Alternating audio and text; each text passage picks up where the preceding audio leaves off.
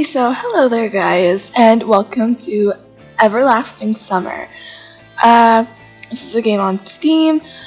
It is free to play, and I found it coincidentally, and I'm super excited to play this because I really enjoyed Without Within. And I think in this one you play as a boy instead of a girl, and I don't really know much about this one. I'm not sure if it's different as if it's romantic or not. I have absolutely no idea. But I'm really excited to play this, and let's start. Now, I already looked in the settings. There's nothing really weird in the settings. I think we may up the music a little bit more. And show game achievements. Yeah, I want to see those. Yeah, so I think we're all good. So back. Okay, let's read the information sign. New game. Dear Pioneer, you are on the verge of a wondrous discovery. The door of the most wonderful place in the world, our favorite camp, Sovyonok, have opened before you. You'll remember this session for the rest of your life. Welcome. Save game. Treat the history of our camp with care. Thoroughly write down all of your observations and thoughts of the days past. Using the savings, you will always be able to come back through the already completed episode and interpret it again. Good luck with all your undertakings. Gallery. And this is our photography club. Your comrades are always ready to capture the most important moments of the camp's life, and you can even see yourself on many of the photographs. Keep yourself tidy and be a role model for those around you. Alright, so new game.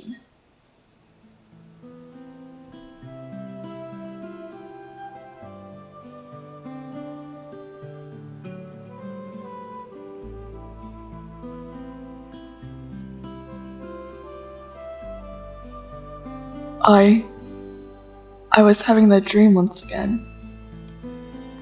That dream. Same thing every night.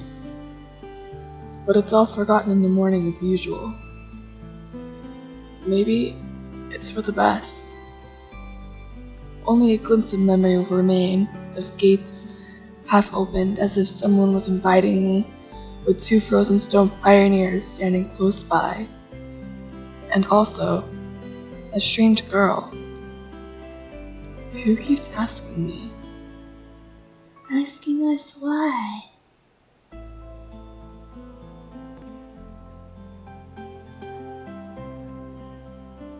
Will you come with me? Come? But where? And why? And where am I anyway? Of course, if it all happened in real life, I would have certainly have been scared. Well, what one expect to feel? But this is just a dream. The same one I see every night. There must be a reason. You don't have to know where or why to realize something is really happening. Something desperately seeking my attention. Since everything that surrounds me here is real. As real as things in my own flat, I could open the gates, hear the hinges creak, brush the crumbling rust away with my hand, inhale the fresh, cool air and shiver from the cold. I could, but to do that, I would need to pick myself up, take a step, move my hand. But this is a dream. I understand that, but what of it? What does my understandings change? Because here, it is just like the other side of the cracked screen of an old TV, which struggles to fight against the static noise and strives to show its audience everything without missing a single detail. But the picture is getting blurry. I must be waking up soon. Gods. Maybe I should ask her something? The girl. What's her name? About the stars, for instance. Why are the stars, though? I'd rather ask about the gates. Yes, the gates. She would be so surprised. Or better, why not dot over the I was called a title, but the dot over the J was called a superscript dot. Nice letters. What? I don't know her name. I want to ask questions about the gates, not the stars. And, talking about letters. Could we be doing more interesting things in a dream? As if they don't exist anymore. Still, what do letters, gates, and stars have to do with this place? That's what I'm asking. Because even if I'm having this dream every night, which will be forgotten soon anyway, I've got to look for answers here and now. And there, if you look carefully, you can see the clouds. As if I ended up in the southern hemisphere. Dots.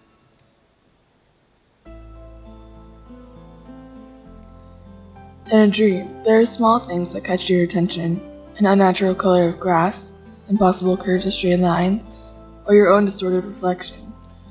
While the real danger, which could put an end to everything right here and now, seems trivial. It's natural since here you cannot die. I know it for sure. I've done it hundreds of times. Tried to die.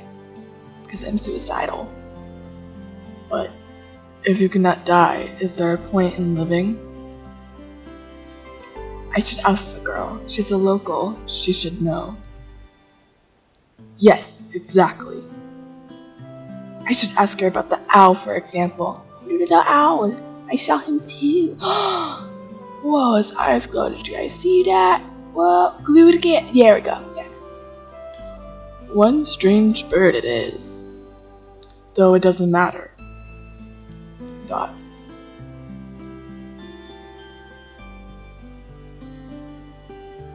Will you come with me? And every time I have to answer. It's the only way, otherwise the dream will never end and I will never wake up. That's scary. Yes, I'll come with you, or no, I'll stay here. Yes, I'll come with you. I want to learn about this place. We're never waking up. Every time, it's so hard to decide on the answer. Where am I? What am I doing here? Who is she? And why does so much in my life depend on this answer? Or maybe it doesn't. It's just a dream after all. Just a dream.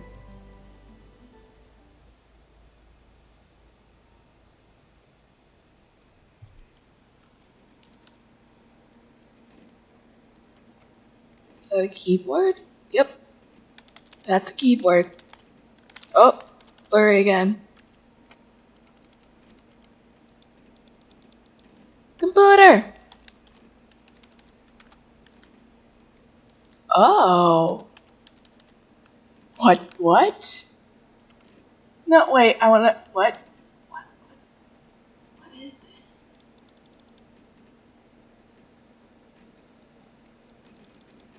Why are you looking at that? You're weird.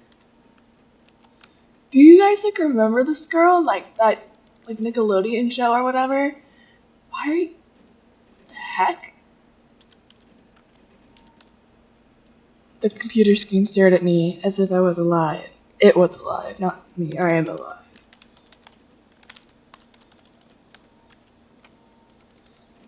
Sometimes, it really did seem to me that it was conscious of itself, had its own thoughts and wishes, ambitions, that it had feelings, could love and suffer. As of a relationship, the screen wasn't an instrument. It was me who was the lifeless piece of plastic textilite. There is some truth in that, possibly because the computer provides 90% of my communication outside this world. anonymous message boards, some chats from time to time. Rarely ICQ or Jabber, and forums even more rarely. We blinked. People on the internet cable simply do not exist. All of them are simply creations of the sick imagination, an error in the source code or a kennel bug which started living a life of its own.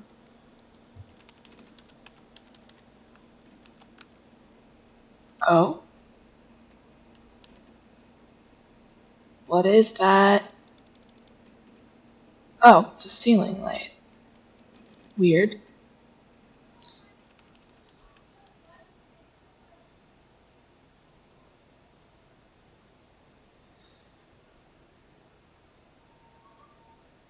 If I look at one of my existence from the outside, such thoughts would seem crazy, and a psychologist would surely give me a bunch of sophisticated diagnoses, and would have wrote me a doctor's referral to the loony bin.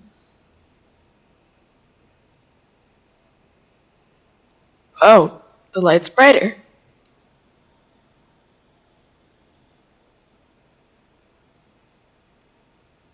Light beams!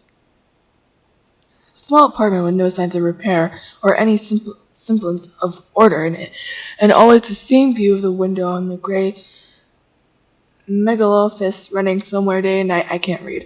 Such as the conditions of my life. I can't speak or read, and this voice just sounds like my voice, except deeper. Probably doesn't even sound like a good voice, but I'm trying. I'm trying so hard. Don't hate me.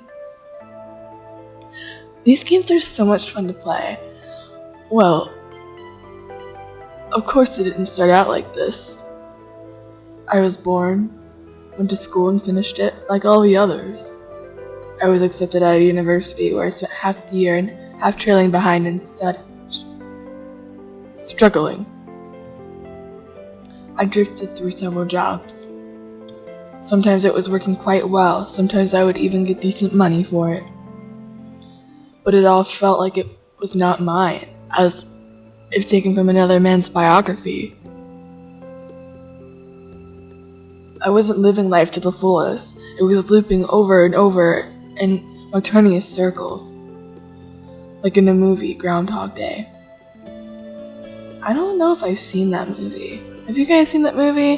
What's that movie like? Tell me in the comments.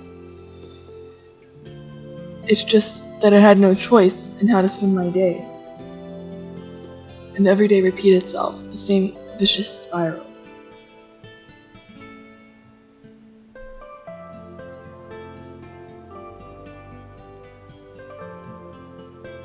A spiral of emptiness, misery, and despair. For the last few years, I just sat in front of a screen all day. Sometimes there was menial jobs, sometimes my parents helped me. All in all, I was able to provide for myself. No wonder really, since my needs are quite minor. I hardly ever leave my home and communicate with other people, almost exclusively consist of online correspondence with the anonymous, who have no real name, no gender, no age. So in brief, a quite typical life of a quite typical antisocial person of his time. Kind of Donnie Darko on a minor scale with doomsday-related visions. Maybe some highly respected author will write a novel about me, and it will become a contemporary classic modern literature. Or I will write one myself. However, what's the point of fooling myself? I tried many times, but I couldn't even come up with one single short story. I tried to learn many other things as well. Not gifted enough to draw, programming, got bored. Foreign languages takes too much time. The only thing I loved doing was reading, but I could still never call myself a scholar.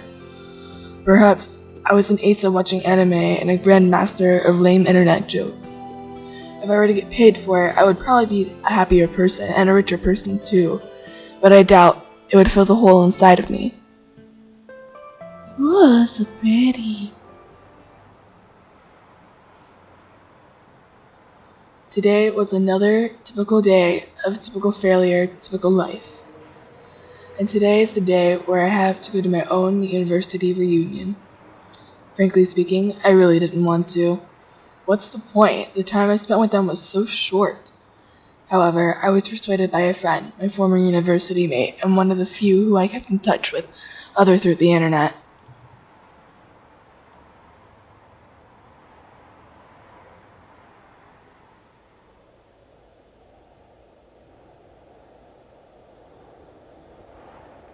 So pretty. So snowy and pretty.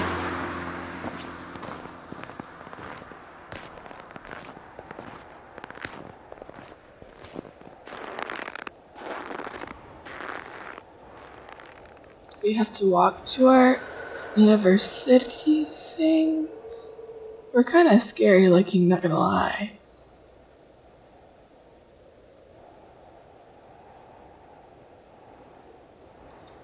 A frosty evening. Bus stop waiting. I never liked winter. Though hot summer is not my season either. It's just that I see no reason to point out any particular time of year. It doesn't matter what the weather is outside when you stay at home 24/7.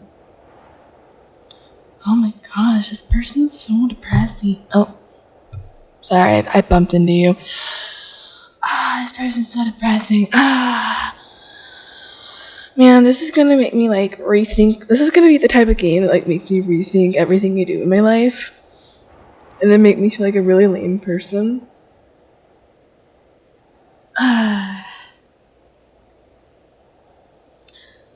The bus today was running so late that I was about to curse it all and spend my last few hundred rubles for a taxi. The idea of just returning home didn't cross my mind for some reason. As usual, millions of thoughts flew through my mind, but there was not a single useful one to seize on. Such a thought that could bring you into existence, give me shape, turn me into an idea, put me into a practice. Maybe I could start my own business? But where would I get the money from? Or maybe I could go back to working in an office.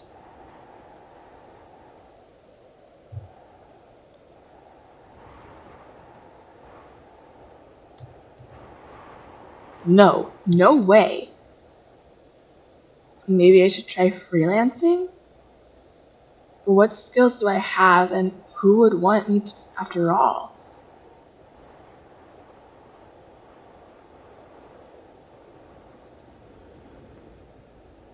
I suddenly remembered my childhood. Or rather, my teen years, the time when I was 15 to 17 years old. What exactly those years? No idea. I guess it's because back then, everything was much more simple. It was easier to make decisions, so complicated now and so simple then. Waking up in the morning, I knew exactly how my day was going to pass, and I always eagerly looked forward to the weekend. Then I could get up, have some rest, and then have time for the few things I liked. Computer, football, going out with friends. And then at the beginning of next week, I'd take up my studies again. Back then, there was no such worrying questions like why, who needs it, what'll change if I do it, or what will not change. A simple lifestyle so casual for a normal person, so odd to myself today. The careless childhood age.